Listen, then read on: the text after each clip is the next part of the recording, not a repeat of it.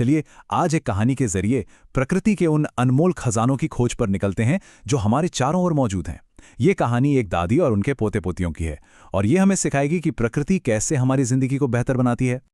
और ये सवाल पूछ रही हैं अज्जी अपने पोते पोतियों भूमि और सूर्य से।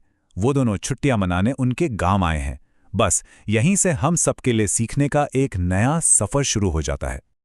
तो सबसे पहले चलते हैं अज्जी के गांव। ये गांव पश्चिमी घाट के पास बसा एक बहुत ही खूबसूरत इलाका है। यहाँ की हवा में शहर वाला धुआं बिल्कुल नहीं है, एकदम ताज़ी और ठंडी। चारों तरफ सुंदर पहाड़, झरनों की आवाज और ऐसे पेड़ पौधे और जीव जंतु जो शहर की भाग दौड़ में कहीं खो गए हैं। सही में ये खोज की एक असली यात्रा है। अब बात करते हैं प्रकृति के सबसे अनमोल खजानों की, हवा और पानी। अज्जी अपनी पहली सीख की शुरुआत सबसे बुनियादी चीज से करती हैं, यानी हवा।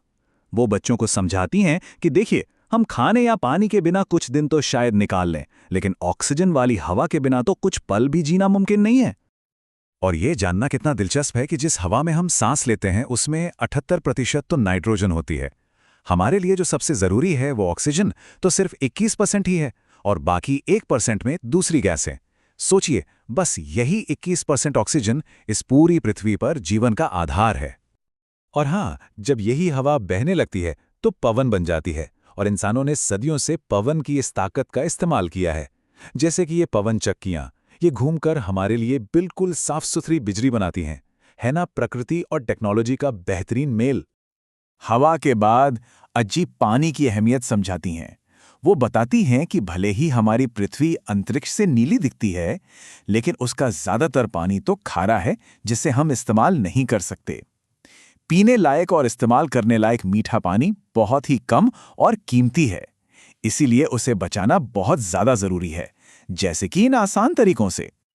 अच्छा, हवा और पानी की बात तो हो गई। अब अज्जी बच्चों का ध्यान जमीन की तरफ खींचती हैं। वो बताती हैं कि हमारे पैरों के नीचे भी बेशकीमती खजाने छुपे हुए हैं। अज्जी समझाती हैं कि मिट्टी सिर्फ धूल नहीं होती। अरे ये तो एक जीता जागता खजाना है। इसे बनने में हजारों साल लगते हैं। इसी मिट्टी में हमारा खाना उगता है और केंचुए जैसे कई जीव इसमें रहकर इसे उपजाऊ बनाए रखते हैं। सिर्फ मिट्टी ही क्यों, ये बड़ी बड़ी चट्टानें भी खजानों से कम नहीं।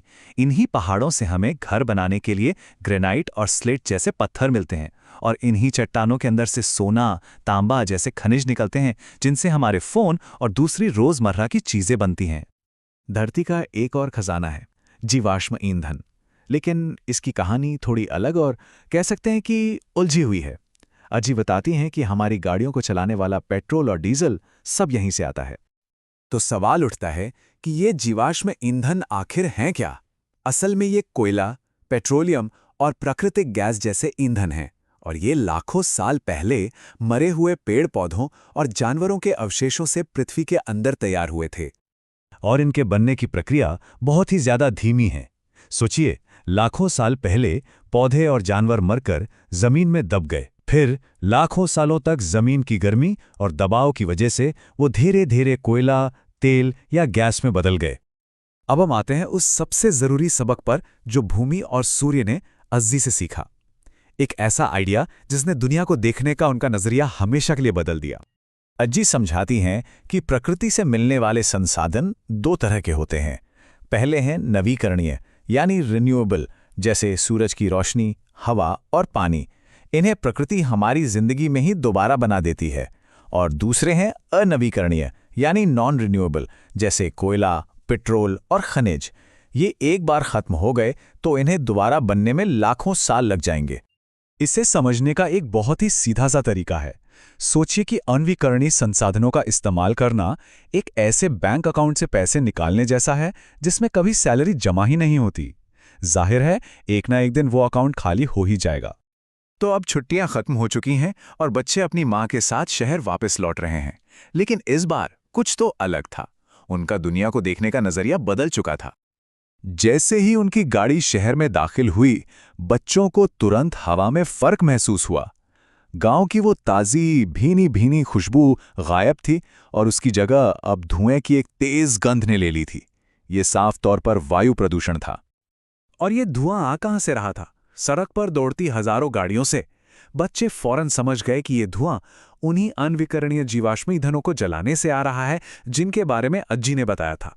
गांव में सीखी हुई बात अब शहर की हकीकत बनकर उनके सामने थी। ये हमें एक बहुत ही जरूरी सवाल पर लाकर खड़ा कर देता है। गांव और शहर की हवा का ये फर्क हमें प्रकृति के इन अनमोल खजानों की असली कीमत के बारे में क्या सिखाता है? और आखिर में महात्मा गांधी का ये विचार सब कुछ कह देता है। दुनिया में हर किसी की जरूरत के लिए पर्याप्त है, लेकिन हर किसी के लालच के लिए नहीं। हमारी पृथ्वी हमें वो सब कुछ देती है जिसकी हमें जरूरत है। अभी हम पर है कि हम इन कीमती खजानों का इस्तेमाल समझदारी और जिम्मेदारी से करें।